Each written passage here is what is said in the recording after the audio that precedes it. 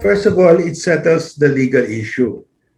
Who has a right to the resources in the West Philippine Sea? For example, we're saying to the foreign companies, amin itong langis at gas dito sa Reed Bank. We have the legal right. So we will give you the contract to get it. Anong right ng Pilipinas to get that gas? Kiniklaim din ng China. So we need legal clarity for investors. And that ruling gives legal clarity. The world, US, its allies, UK, France, Japan, they're sailing there in the West Philippine Sea.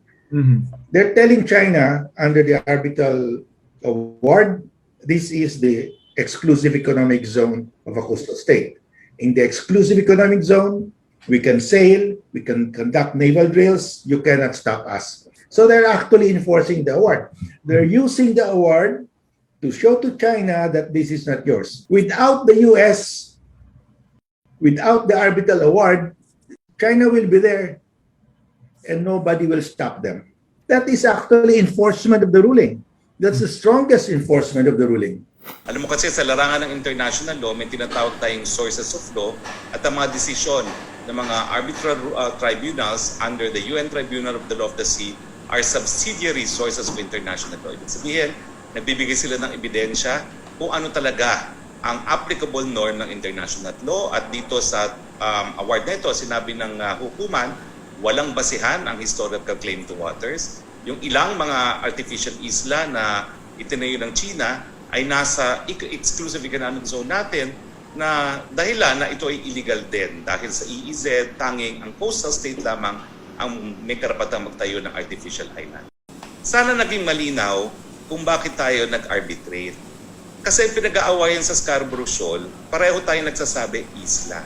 So hindi ko maintindihan bakit nag-arbitrate doon sa issues ng maritime zone na nung pinag-aawayan nung panahon na yun ay isang isla. Pero hindi ko rin sasabihin na mali. Nakabuti rin ang arbitration dahil ngayon malinaw. Walang basihan ang 9 dash lines ng China. Wala rin kahit anong isla na pwedeng mag-generate ng 200 exclusive economic zone. Yung ilang mga artificial islands na ginagamit ngayong military bases ng China, yan po ay nasa exclusive economic zone ng Pilipinas at illegal. So hindi mo rin mababawasan yung importansya ng arbitration, pero dapat ng mga panahon na yon, inisip din natin kung magkakasolusyon ba yung agawan sa Scarborough sa pamamagitan ng arbitration under the UN Convention on the Law of the Sea.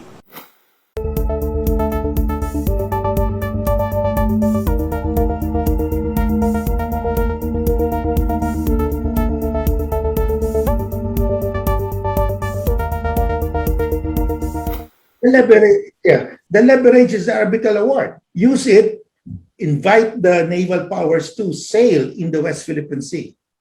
Join the naval powers in sailing pursuant to the arbitral award. Enter into convention with ASEAN countries based on the arbitral award. At tapatin ko kayo, no? Dahil nandyan nga po ang mga Amerikano, ang leverage natin is kapag talagang pumanig tayo sa mga Amerikano, magiging unsinkable warship din tayo. Kaya nga po, tingin ko mas receptive ang China sa magkaroon ng mabuting relasyon sa Pilipinas dahil nga po alam nila na meron tayong mga kasunduan kung saan may access ang mga Amerikano sa ating teritoryo para gamiting mga military facilities. So yan yung isang lakas natin.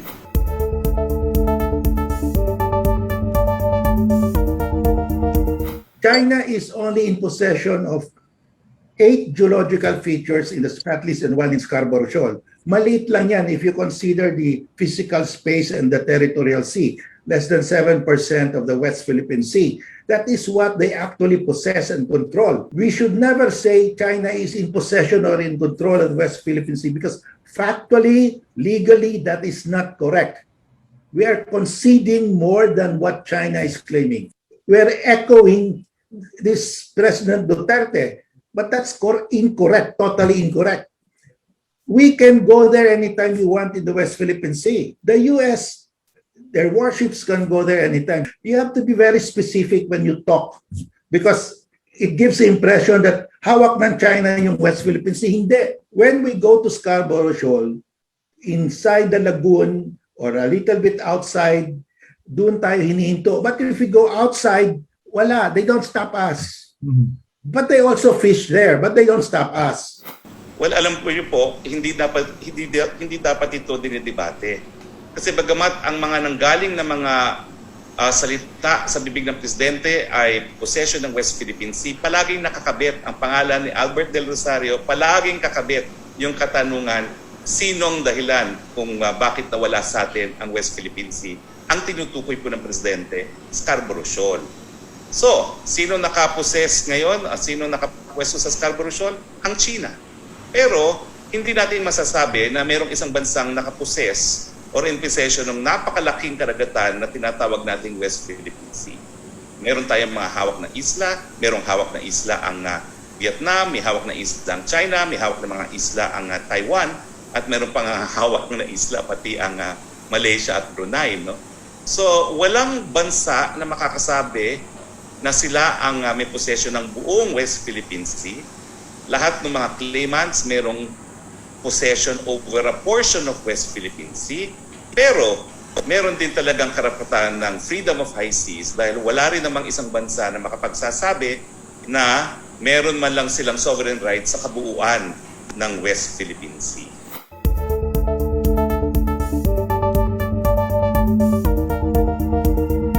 Illegal ang paggamit ng dahas under Article 2.4 ng ating UN Charter. In fact, ang mga magsisimula ng paggamit ng dahas ay magiging international criminals, guilty of the crime of aggression. Kaya nga po ang sinasabi ni Presidente, para mapaalis mo sila dyan sa mga artificial na isla na yan, talagang gagamit ka ng dahas. Pero unang-una, illegal nga po yan. At pangalawa, ang malungkot na katotohanan, wala naman po tayong sapat na military na kakayahan para mapaalis sila dyan. So balik pa rin po tayo sa diplomasya, pagkakaibigan sa parte ng dalawang magkapitbahay dito po sa Asia. More on that point, can't we solicit international support and exert pressure on China? Kahit kung solicit ang gawin natin, kung wala namang UN force na magpapatupad niyan, hindi po rin natin mapipilit ang China. No? So ang importante pa rin, daanin pa rin natin sa mabuting usapan at tingin ko, mas magkakaroon tayo ng tagumpay na sumunod ang China sa arbitral award kung tayo po yung magkaibigan at hindi magkaaway.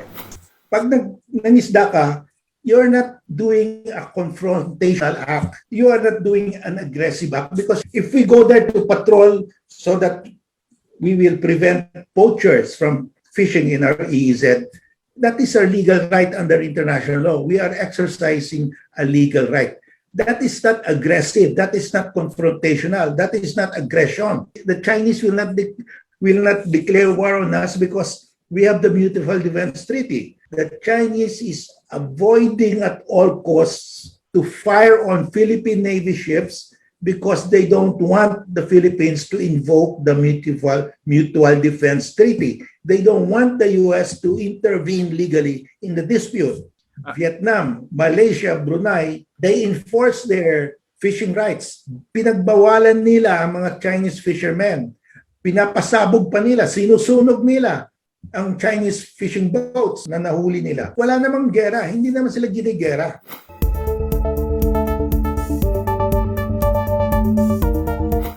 Unfortunately, itong award neto, walang international police, walang international sheriff na mag-i-enforce.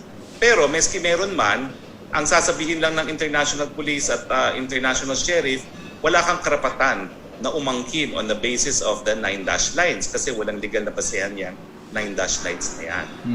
Pero, ang katotohanan, hindi tayo po pwedeng pumunta sa police at sheriff gaya sa domestic law natin para ipatupad ang desisyon ng hukuman. Kinakailangan mag-rely pa rin tayo doon sa, unang-una, diplomasya. Pangalawa, kung talagang merong threat to international peace na tinatawag, pwede tayong pumunta sa Security Council under Chapter 7 of the UN Charter, no? Para sa pagbubuo ng UN force para maging international police. Ang problema, yung UN force na yan, hindi mabubuo kung hindi boboto ang China. Bakit naman papayag ang China na magbuo ng UN force laban sa kanya mismo? So, imposible po yan. So, ang solusyon, diplomasya pa rin po. Ang kompromiso nito, mangyayari lamang kung meron ka mabuting relasyon dahil kung aawayin mo, bakit naman makipagkompromiso ang kahit sino? Human nature po yan at bagamat bansa ang pinag-uusapan, pinatatakbo pa rin sila ng ahente, mga tao rin. Madami pong gagawa. We can file an extended continental shelf claim dyan sa South China Sea. Katulad sa Benham Rice, nag-file tayo, walang nag-oppose, nakuha natin. We can also file in the South China Sea off the coast of Luzon. The only country that can oppose is China. Pero anong rason ng China na invalidate na yung 9-dash line? Wala na silang masasabi. They're too far away. We can also enter into a convention with China, with Malaysia, Brunei, Indonesia, and Vietnam. 5 tayo, 5 ASEAN countries, adopting the ruling that in the spread list there is no island that generates an EEZ. And then we will invite the US to join the convention. We will invite NGOs, private NGOs to join, private individuals to join the convention. So the world will join and ma-isolate in China. And we will have everybody in the world joining us. Also, we can declare the Spratlys as a marine protected area. China now is the biggest takes the most fish in the South China Sea.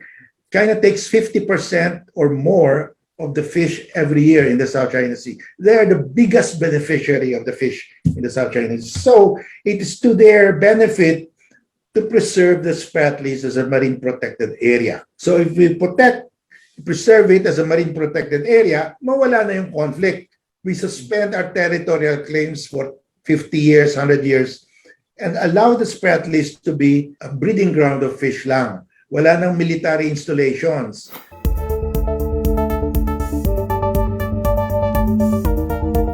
Exclusive sa atin yan.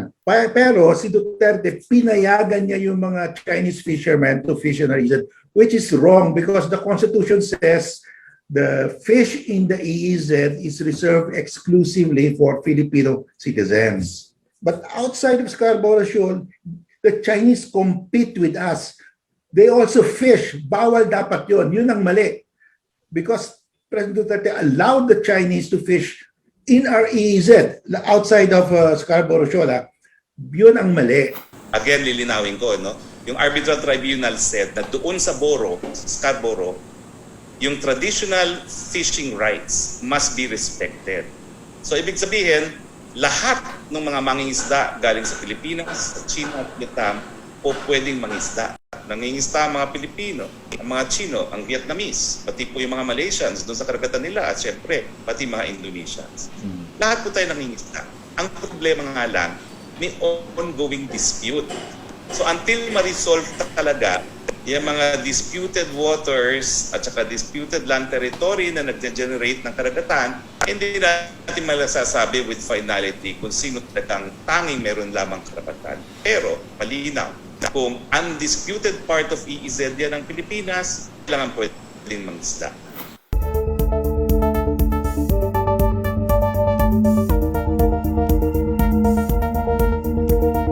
Sinasabi naman po ni dating Foreign Secretary Albert Del Rosario na nagkaroon daw ng brokering sa parte ng Amerika at pinagkasundo daw na dapat parehong aalis sa Scarborough Shoal ang Pilipinas at ang China. Pero ang sinasabi ng Presidente, unang-una, bakit ba kinakailangan mag-broker ang Amerika? Yung mga panahon na yon, dapat sumaklolo sa atin ng Amerika dahil meron tayong Mutual Defense Treaty na kapag tayo inatake, bibigyan nila tayo ng rest back. Hindi naman nangyari yon, no? Pangalawa, yun nga ang sabi ni Presidente, bakit ka magtitiwala na aalis ang China? Ang dapat ginawa doon, manatili sa Scarborough hanggang nakita natin na umaalis talaga ang China. Iba tayo naunang umalis. Sa ganong sitwasyon, huwag dapat nagtitiwala kaagad. Pero ngayon naman pong balik tayo sa sitwasyon na mapayapa naman pong lahat at mainit ang ating samahan, pwede naman po sigurong we will accord China with the presumption of good faith. Pero nag-iingat din ang Presidente. I don't care about the squabble, sinong nagpa-order, sinong nagpa-withdraw. We have to look at the bigger picture. This is a plan of China to control the South China Sea, to seize from us the West Philippine Sea, from the Spratlys to Scarborough Shoal. to enforce the 9-dash line. So, makita mo yung plan ng China. They seized half of the paracels in 1946. They seized the other half of the paracels from the South Vietnamese in 1974. They seized, they took over Fiery Cross Reef in 1987. They seized Subi Reef and Makinan Reef in 1988. They seized Mischief Reef in 1995. They seized Scarborough Shoal in 2012. They seized Lucuña Shoal in 2013. They seized Sandy Cay in 2017. So this is a grand plan. May plano ito.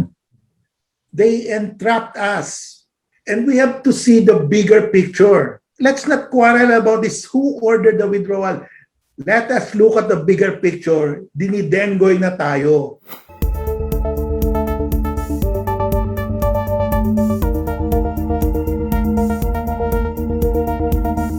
China has a grand plan to make the 9-dash line as its national boundary. Control everything within the 9-dash line. That means they will get Scarborough Shoal. They will get the Spratlys. Klaro naman eh. And we must look at it from this point of view. Huwag na tayo mag-away-away. Sino ba yung kumuha nito? Why did we withdraw? Eh, klarong-klaro yung plano ng China. That's the lesson. And I want the entire nation to see that we must be on the same page. China will control the South China Sea because that is their plan, 9-dash line. And it's very clear. Creeping expansion from 1946 up to now. The last island that they seized from us was Sandy Cay. So yun dapat yun ang sabihin niyo sa taong bayan. The people will know that, understand na ito yun ang end game ng China, ito dapat ang hintuin natin. Well, kinakailangan talaga listo tayo sa pangangalaga ng ating teritoryo. Dahil sa larangan talaga ng international relations, talagang makakalamang ang pwedeng lumamang. At siguro isa pang leksyon dito, bagamat alam natin na limitado ang ating mga pondo at mayroon tayong mga iba't ibang problema gaya ng pandemya, kinakailangan pa rin magkaroon tayo ng isang hukbong sanggatahan na handa at pwede talagang protektahan ang ating teritoryo at mga sovereign zones.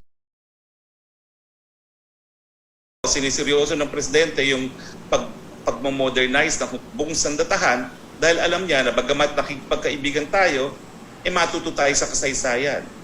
Siyempre, ang diplomasya, ang pagkakaibigan, hindi pa rin garantiya na hindi ka pagsasamantalahan kung wala kang kakayahan na depensahan ang iyong teritoryo.